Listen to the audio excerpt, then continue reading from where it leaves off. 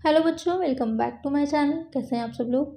मैं आप लोग को इंश्योरेंस प्रिंसिपल एंड प्रैक्टिस जो आप लोग का सब्जेक्ट है वो पढ़ा रही थी। इसमें दो वीडियोस मैंने अपलोड करी हैं। इसमें समझाया था आपको कि इंश्योरेंस होता क्या है, उसकी डिफिनेशन क्या, उसकी कैरेक्टरिस्टिक्स फीचर्स होते हैं और किस तरह से जो बीमा होता है वो आर्थिक विकास में, इकोनॉमिक डेवलपमेंट में हेल्पफुल होता है।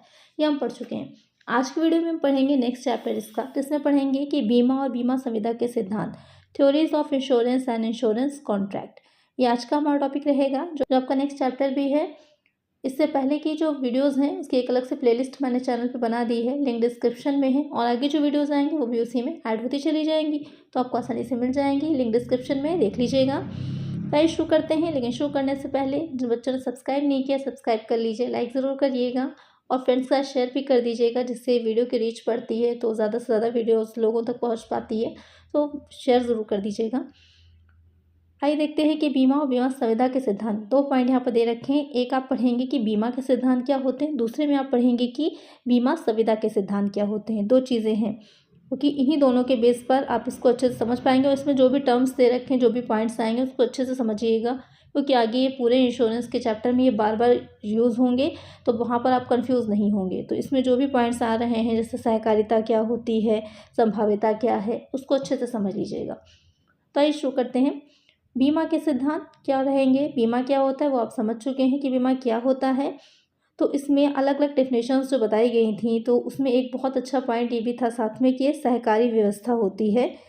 एक ये कोऑपरेटिव सिस्टम होता है। इसमें क्या रहता है, जिसके बेस पर इसके दो सिद्धांत बनाए गए। एक हो जाता है थ्योरी ऑफ कोऑपरेशन और दूसरा होता है थ्योरी ऑफ प्रोबेबिलिटी।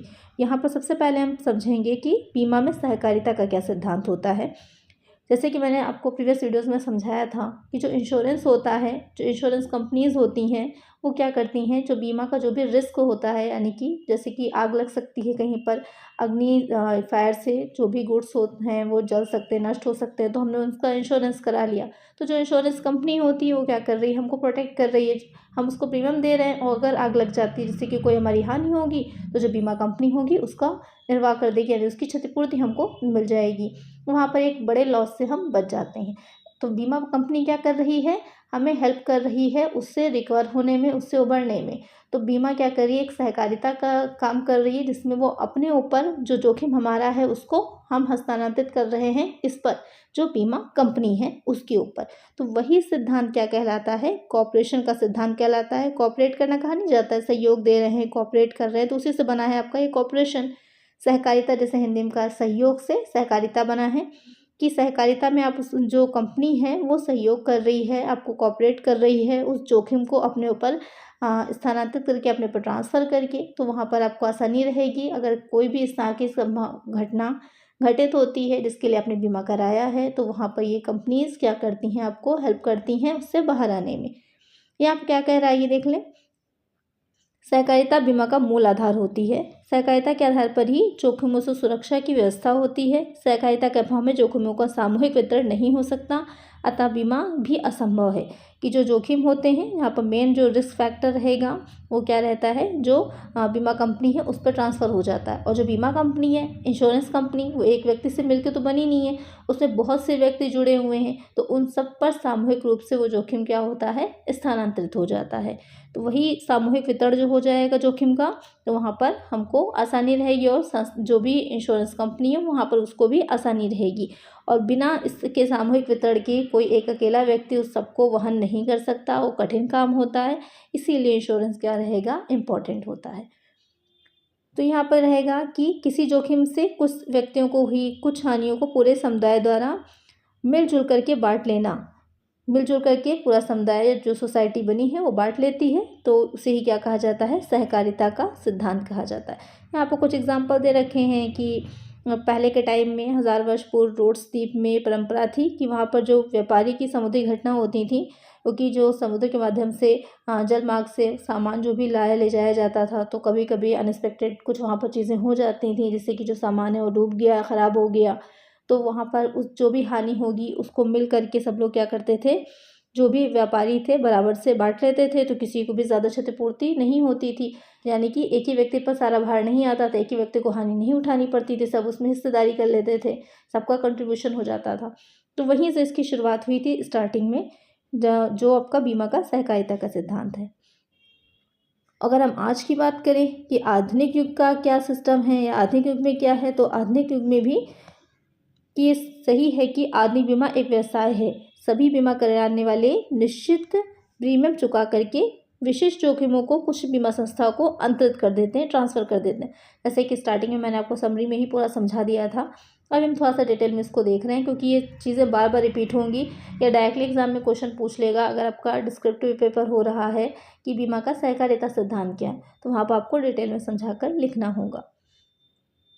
ट्रांसफ़र कर देते हैं और हानि होने पर क्या करती है बीमा संस्था? क्षतिपूर्ति कर देती है। प्रतिष्ठा तो यही दिख पड़ता है कि बीमादारों द्वारा अंतरित की गई इन सभी जोखिमों को स्वयं बीमा संस्था ही वहन कर दे। ऐसे कि अभी मैंने आपको बताया था कि इंश्योरेंस कंपनी में कोई एक अकेला व्यक्ति नहीं होता, कंपनी है। तो कंपनी में जैसे कंपनी लॉ जो मैं आप लोग को पढ़ा रही हूँ, वहाँ पर बताया ही था मैंने आपको कि कई तरह की कंपनीज़ होती हैं, उसमें बहुत से मेम्बर्स होते हैं, सदस्य होते हैं, सब मिल करके कंपनी बनाते हैं। तो वहाँ पर उन सारे सदस्यों पर हस्तांतरित हो जाता है, ना कि केवल एक व्यक्ति पर।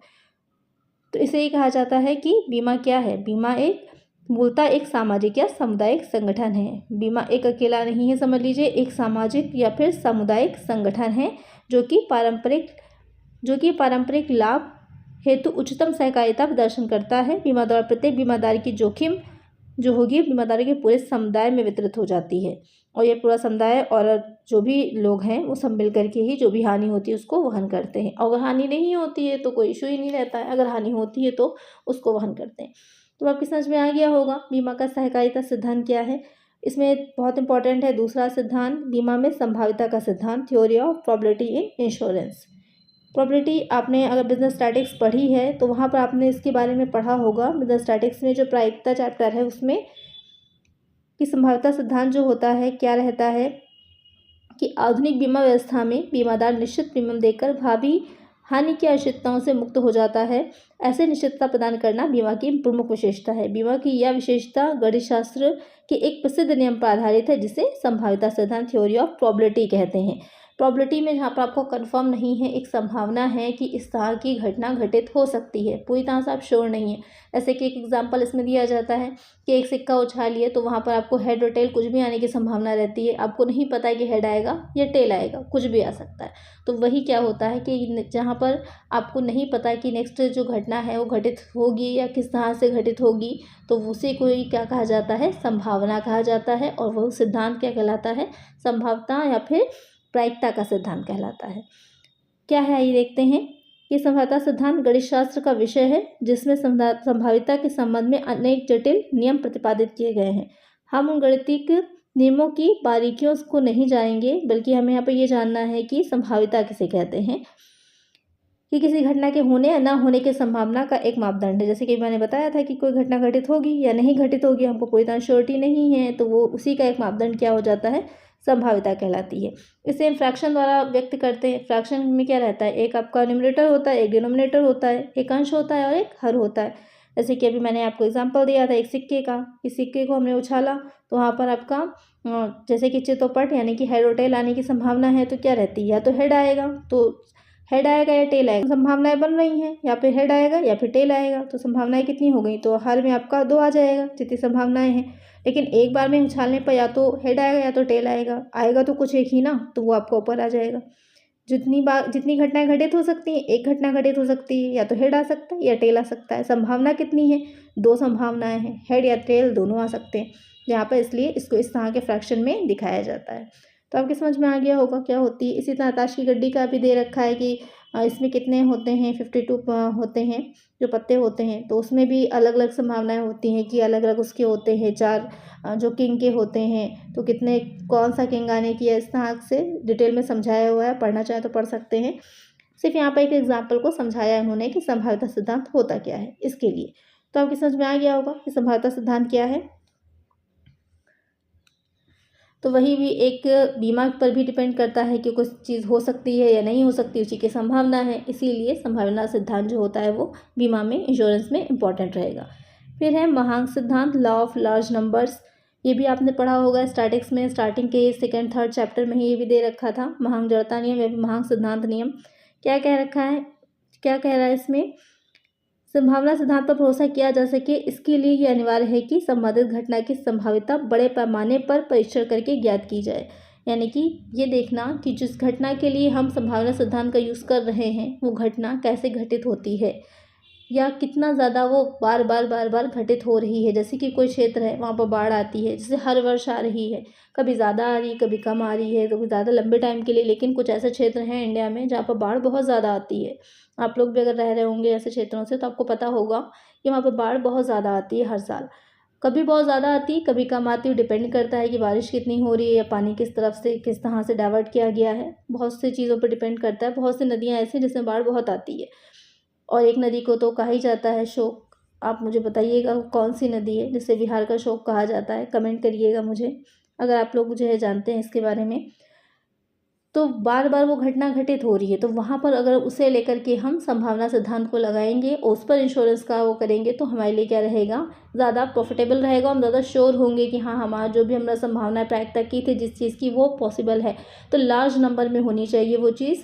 यही आपको बताता है महांग सिद्धांत। तो वहाँ पर काफ़ी बड़े पैमाने पर अवलोकन किया जाता है, काफ़ी लार्ज नंबर्स में चीज़ों को देखा समझा जाता है, उसके बाद इस सिद्धांत के अनुसार काम किया जाएगा। उसको और क्या कहा जाता है, महांग जड़ता नियम और या फिर सांख्यिकी औसत सिद्धांत, लॉ ऑफ स्टैटिकल एवरेज भी कहा जाता है। शॉर्ट में पूछ सकता है आपसे एग्जाम में, अगर ऑब्जेक्टिव पेपर आ रहा है तो वहाँ पर भी पूछ सकते हैं कि कौन कौन से सिद्धांत बीमा से संबंधित हैं। तो वहाँ पर ये आपके सिद्धांत दे देंगे, या तो ऑल ऑफ द अबव होगा या तो कोई एक सही करेक्ट होगा, तो उसको ये ध्यान में रखिएगा। तो इस प्रकार ये सामान्यतः ये कहा जा सकता है कि जो भूत में हो चुका है उसके भविष्य में होने की संभावना रहती है यदि परिस्थितियाँ समान रहें। जैसे कि अभी मैंने बाढ़ का आपको उदाहरण दिया था, तो वहाँ पर हम ये देख सकते हैं, एक अनुमान लगा सकते हैं कि इस घटना के घटित होने की संभावना कैसी है। उसी के अकॉर्डिंग हमारा बीमा जो कंपनी होगी वो काम करती है। तो आपकी समझ में आ गया होंगे ये सिद्धांत कि क्या होते हैं और किस तरह से बीमा जो व्यवसाय है आज के टाइम में, इंश्योरेंस तो एक व्यवसाय है, तो उस व्यवसाय में, उस बिज़नेस में कैसे इन सिद्धांतों को यूज़ किया जाता है। अब आ जाता है बीमा संविदा के सिद्धांत। मैंने आपसे पहले बताया था कि दो तरह से इसे हम पढ़ेंगे, एक बीमा के सिद्धांत होंगे, दूसरा बीमा संविदा के सिद्धांत होंगे। तो अब जो इसमें आएगा उसमें हम पढ़ेंगे बीमा संविदा के सिद्धांत। तो आइए देखें क्या होते हैं बीमा संविदा के सिद्धांत। तो सबसे पहले तो उन्होंने डिफिनेशन दी है, तो दो पार्ट में समझ लीजिए। एक तो इंश्योरेंस हो गया जिसके बारे में आप जानते हैं, दूसरा है संविदा। संविदा किसे कहते हैं, कॉन्ट्रैक्ट को कहते हैं। जो कॉन्ट्रैक्ट होता है, अनुबंध होता है, उसको संविदा कहते हैं। अनुबंध जो है, आपने अगर बिजनेस रेगुलेटरी फ्रेमवर्क पढ़ी होगी तो वहाँ पर आपने अनुबंध के बारे में बहुत अच्छे से समझा होगा, क्योंकि पूरा वो एक्ट ही है 1872 इसी अनुबंध पर। अगर नहीं आपने पढ़ी है तो अनुबंध जो होता है, दो या दो से अधिक व्यक्तियों के बीच में एक व्यक्ति क्या करता है, कोई काम करने के लिए किसी दूसरे व्यक्ति को पूछ रहा है कि आप ये काम करना चाहते हैं, या फिर कोई वस्तु है उसको परचेस करना चाहते हैं, तो क्या प्रपोजल रखता है, प्रस्ताव कर रहा है। दूसरे व्यक्ति को अगर वो चीज़ काम करना है या फिर वो भी वस्तु लेनी है तो वो क्या करता है, उसे एक्सेप्ट कर लेता है। एक्सेप्ट कर लेता है तो क्या होगा, वो स्वीकार कर रहा है। स्वीकार कर रहा है तो बन जाता है ठहराव। और वो अगर सही चीज़ के लिए किया जा रहा है, ऐसी चीज़ें हैं जो कि गलत नहीं हैं, समाज के अहित में नहीं हैं, हर तरह से सही हैं और उसमें दोनों को कुछ प्रतिफल मिल रहा है, कंसिडरेशन मिल रहा है, तो प्रवर्तनीय हो जाता है और बन जाता है अनुबंध या फिर कॉन्ट्रैक्ट। तो दो व्यक्ति होते हैं, दो व्यक्ति रहेंगे अनुबंध में। एक व्यक्ति क्या करेगा, प्रस्ताव रखेगा दूसरे व्यक्ति को, दूसरा व्यक्ति उसको एक्सेप्ट कर लेगा, उसके बाद वो ठहराव बन जाएगा, एग्रीमेंट जिसे आप लोग कहते हैं। उस एग्रीमेंट को जब प्रवर्तनीय करा जा सकेगा तो क्या बन जाएगा, वो कॉन्ट्रैक्ट बन जाएगा। अब आपकी समझ में आ गया होगा कि अनुबंध या संविदा क्या होती है। ये चीज़ यहाँ पर भी उन्होंने नीचे समझाई है कि बीमा दो पक्षकारों के बीच की गई ऐसे संविदा को कहते हैं जिसके अंतर्गत एक पक्षकार बीमादाता होता है और दूसरा पक्षकार को, जिसे बीमादार कहते हैं, एक निश्चित प्रतिफल के बदले में, जिसे प्रीमियम कहते हैं, ये वचन देता है कि संविदा की अवधि में विशिष्ट जोखिमों के घटित होने पर उसे एक निश्चित धनराशि देगा अथवा क्षतिपूर्ति करेगा। आपकी समझ में इतना तो आ गया था कि संविदा क्या होगा। अब उसी को उन्होंने इंश्योरेंस पे इम्प्लीमेंट कर दिया है बस, कि दो बीमा में दो पक्षकार हो जाएंगे। एक पक्षकार क्या हो जाएगा, बीमादाता, इंश्योरर हो जाएगा, और दूसरा पक्षकार क्या होगा, बीमादार कहते हैं उसे। एक निश्चित प्रतिफल होगा, जैसे मैंने कहा था कंसिडरेशन होता है, कुछ प्रतिफल होता है, जैसे कि यहाँ पर जब बात कर रहे होंगे इंश्योरेंस की तो प्रीमियम कहा जाता है। वचन देगा कि संविदा की अवधि में विशेष जोखिमों के घटित होने पर, कि कोई जोखिम जो हैं वो अगर घटित होते हैं, जैसे कि अगर अग्नि प्रीमियम वाला लिया जा रहा है, अग्नि के लिए लिया जा रहा है, फायर इंश्योरेंस है, तो वहाँ पर अगर आग लग जाती है जिससे कि कोई हानि होगी तो उसके बदले में एक निश्चित धनराशि देगा या फिर जिसे क्षतिपूर्ति कहेंगे वो देगा। तो वो हो जाता है इंश्योरेंस कॉन्ट्रैक्ट या फिर बीमा संविदा। समझ में आ गया होगा आपको इसके बारे में। आइए देखें इसके सार तत्व या फिर एसेंशियल्स ऑफ इंश्योरेंस कॉन्ट्रैक्ट की क्या होना ज़रूरी है, और आगे यही सिद्धांत आप डिटेल में पढ़ेंगे कि क्या होते हैं। तो आइए देखें क्या है इसमें, कौन कौन से नियम हैं या जो उन्होंने कौन कौन से ऐसे इम्पॉर्टेंट चीज़ें मानी हैं कि उन तत्वों को, उन शर्तों को पूरा होना ज़रूरी होता है। पहला है साधारण संविदा के सिद्धांत का अनुपालन। विशेष प्रकार की संविदा होने के कारण निम्नलिखित सिद्धांतों का अनुपालन। बीमा योग हित का सिद्धांत, परम सद्भाव का सिद्धांत, क्षतिपूर्ति का सिद्धांत, प्रत्यासन का, अविदाय का, वारंटी का, आसन निवारण का सिद्धांत। अभी इसको डिटेल में समझेंगे। जो इसका नेक्स्ट पार्ट आएगा इस वीडियो का, उसमें हम इन सिद्धांतों को डिटेल में समझेंगे। तो यहाँ तक आपको समझ में आई होप आ गया होगा अच्छे से। अगर समझ में आ गया है तो कमेंट कर दीजिएगा मुझे। नेक्स्ट वीडियो में हम इनके सारे ये जो सिद्धांत हैं इनको डिटेल में समझेंगे। तो आज की वीडियो में इतना ही। अगर वीडियो अच्छी लगी है तो लाइक ज़रूर कर दीजिएगा, और चैनल पर नया सब्सक्राइब नहीं किया सब्सक्राइब कर लीजिए, और फ्रेंड्स साथ वीडियो को शेयर भी कर दीजिएगा। मिलते हैं नेक्स्ट वीडियो में। Thank you.